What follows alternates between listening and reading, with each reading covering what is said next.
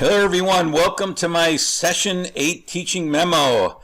I have my new computer and I love it. It's I can't remember what they call it, but it doesn't have a disk drive and it's very streamlined. It's a 13-incher, which I like because I can slip it in my backpack and carry it around with me. So I'm still working out, getting all my programs up to date, but Camtasia Studio is working and I am recording. I hope you all are enjoying the first week of spring. The Final Four is set. I did not fill out a bracket, so I am not rooting for anyone. I did watch the end of the Kentucky-North Carolina game, and it was pretty exciting. I also watched the UConn women play a couple days ago against UCLA. That was a good game, although they slowly inched away from them. I participated in my Heart Walk Saturday. This is one of the things I do, one of my ways to give back with my stepdaughter and her friend. There they are. We went out to dinner Friday night because Dr. Laura was away. And there we are at the Heart Walk, Dr. Tom's team. And there I am. They invited all the leading fundraisers up. I am once again the leading fundraiser. Dr. Laura and I will walk again next weekend in at New Paltz College. We were at Marist. This is the Marist Gymnasium here. We were at Marist last Saturday for the first time. We used to be at Vassar. So that is what I did this weekend. Good stuff. A little housekeeping. I'm leaving the lesson plan feedback discussion board open for another week because I have not had a chance to give feedback to everyone yet. I've given feedback to several people. I think everyone in Group 1 and some other people who posted early. So I wouldn't make any changes until you see my comments, although I saw that Rachel had posted a revised copy already. Save that for the next discussion board. You should look and see what I've said to others. The comments might also pertain to your plan. As you can see that I've made comments on several lesson plans. If you attached your plan, I made comments on the document and attached the file. If you cut and pasted your plan in the text box, then I made comments right on Blackboard. So here are some common big ideas that I thought were missing in many or some of the plans. There's no pre-assessment. Of course, that's not part of our rubric. Even though this may not be your first lesson plan in a 3 to 5 lesson unit, and I would recommend you only do 3 lesson plans for your EdTPA. For this exercise, you need to describe how you would determine who may have already mastered your learning targets, how you're going to assess your cultural and community assets and prior knowledge. So you may see that, that you're not going to lose points for not having that. But just for you EdTPA people, you need the EdTPA evaluators are going to be looking for that. Language demands. Many of you just repeated your learning target for or added other learning targets for your language demands. Remember, language demands are the ways your students will communicate during the lesson. Discourse, discussions, writing, etc. So you need to make that clear in your language demand section. The language function, which you should also include in that section, is the verb that's connected to your learning target. So if your target is students will explain, then explaining is your language function. Students will create, then create is your language function. So keep that in mind. And the central focus, almost all of you were confused about what is the central focus. It's not your learning target. It's a big idea or enduring understanding that you will revisit throughout the course of the unit, throughout the course of the year. So it's a bigger idea. And one of the things that I recommended to everybody, and again, this is just to make your ed plan more EdTPA favored or friendly, TPA friendly. You should have a learning target activity in the beginning and the end where you go over your learning target with your students. This is a very powerful strategy because your students now become involved in knowing where they're going, how we're going to get there, and then did we get there at the end. So you'll see me recommend that.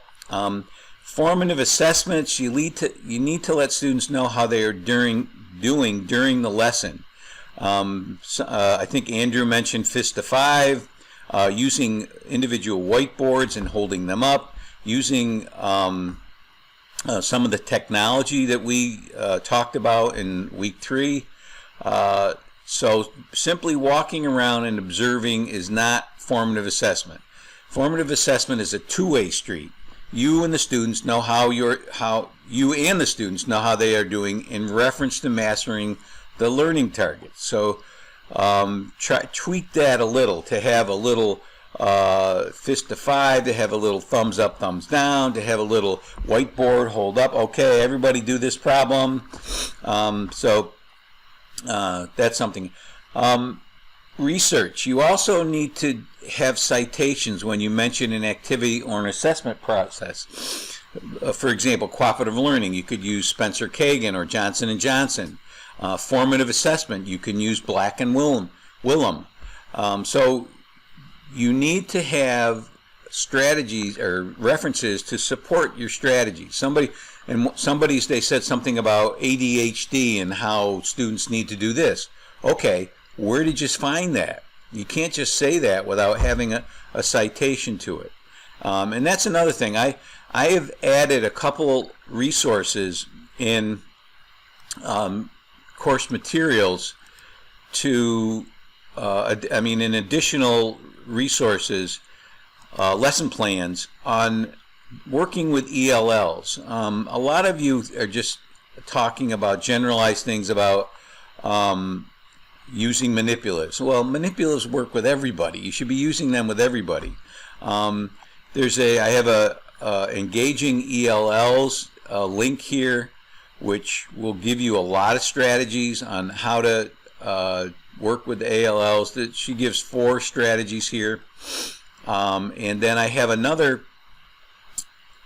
one here, Coloring, Colorado, supporting ELLs in the classroom. This is much more in depth with some ideas of working with ELL. So make something specific, and it'll make your ed plan much more powerful in the eyes of the EdTP evaluators.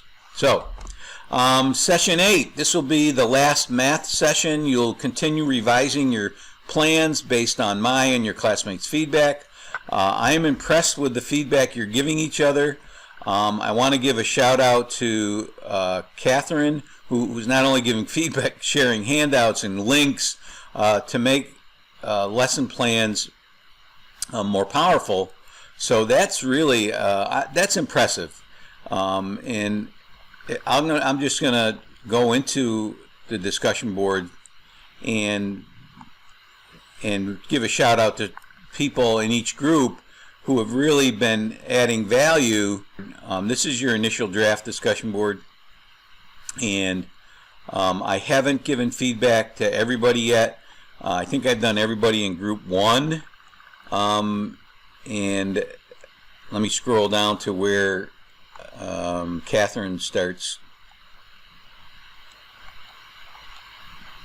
And this is very impressive that you're giving much more than what I call the nice job feedback. I mean, it's nice to say that, but when you use that with kids, everybody, nice job, good work, it becomes rhetorical. It becomes numbing. They don't hear it. It means nothing to them anymore because you're not being specific about why you think they did a nice job. And not everybody did a nice job. I tell a story of observing a teacher once where a student was sleeping with his eyes open in class. The kids warned me about it before I went in the lunchroom. They said, Dr. Tom, Dr. M, they called me, you're going to be amazed to see that this kid sleeps with his eyes open. And sure enough, he did.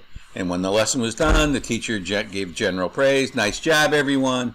And I told her after the lesson, I said, you don't use general praise like that, especially when one kid is sleeping during the lesson.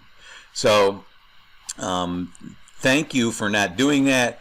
You can see here where Catherine's adding links, an MP4 file here, a link here for, this is one of our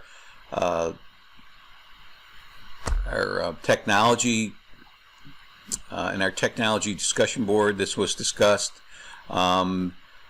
There's also, I think she also adds some handouts down here. So this is great stuff. And I'm also going to give a shout. Here's a who used the Cheerios. Reshma used the Cheerios, and this is a placemat. So this is good feedback. Not only feedback that will help improve, but it's feedback that everybody in the group can see and say, yeah, I can use that as well. So keep that up, especially in this next poster. In group 2, there was a tone of feedback to Samita, a ton, not a tone, a ton of feedback to Samita in the use of songs in lessons, and I'm a big fan of this. I often tell a story of my 9th grade global studies teacher who had his students create a song to remember certain facts in a unit. And at graduation, over 3 years later, many of them still remembered and could sing the songs. So that was impressive. So the use of music is very powerful. In group 3, in response to Miriam, Nee shared some geometric posters, and let me see if I can find those, because she also did a glow and grow. Did I say group 2? I think I said group 2. See if I can find Niece's Grow and Glow poster. That was, I know they used Glow and Grows in Success Academy, and I don't know if that's where it came from. There's Niece with a sorting mat for money, giving feedback. Here's Rachel giving links, so that's good stuff when you can share things that may enhance. Elizabeth's giving some songs on YouTube. I'm trying to find Niece's Glow. I think that she might have done that in another group, her Glow and Grow mat. Yeah, I think that was in group 4. So it's good stuff. Yeah, she was in group 4. She shared a Glow and Grow chart, so I'll try to find that. And then in group 4, Victoria shared a placemat that Jenna might use with manipulatives. So I am a big fan of using manipulatives. It's getting from the concrete to the symbolic. Remember we talked about that. There was even a quiz question on it, of using manipulatives to make that bridge from the concrete to the symbolic. So that's good stuff as well. And I would suggest, I mentioned special needs and ELLs. Manipulatives are good for everybody. So again, I just want to give a shout out to all of you for giving feedback way beyond the nice job, which is what I see a lot. So keep it up in the second stage of your lesson plan development. In this session, there's another discussion board with different groups. So I just want to go there and show you that discussion board you are in different groups, so you can give feedback to different people. And you'll see there it is. So you will, looks like somebody's posted already. So I guess I have to give a shout out to somebody who's posted their revised discussion board already, the lesson plan already. Catherine Gomez, you get 2 shout outs in this. She found some resources. So she found some more resources. Okay. Let's see if she's in the right group. Oh, this is I got to change this. This is my old group. Group 2. Let's see if she's in group 2. She's stalking. Yes, she is. She is the first person in group 2. So there she is. Catherine just can't help herself. She's adding more support materials for all of you. So you're going to be in different groups. You also have another discussion board this week. There are 5 resources and course materials to which you should reference in your initial post. And remember, please don't just go through and summarize. This is what it said in resource 1. This is what it said in resource 2. Answer the writing prompt and use those to support your comments. So don't just paraphrase what they have in there. All right. So as in past discussion boards, I'm looking forward to your comments because this is a topic that both the NCTM and the Common Core are pushing. All right. So vocabulary in your own words. In the next few memos, I'm going to try to insert a few of the vocabulary words that were not covered in our readings but should be part of every methods course. This session I'm going to talk about attribution theory. You can click on this link. And fixed and growth mindsets, which we know is attributed to Carol Dweck, Stanford University. So that's it for this week. I'll return next Monday, and then we have a 2-week break. And after that, only 2 sessions to go.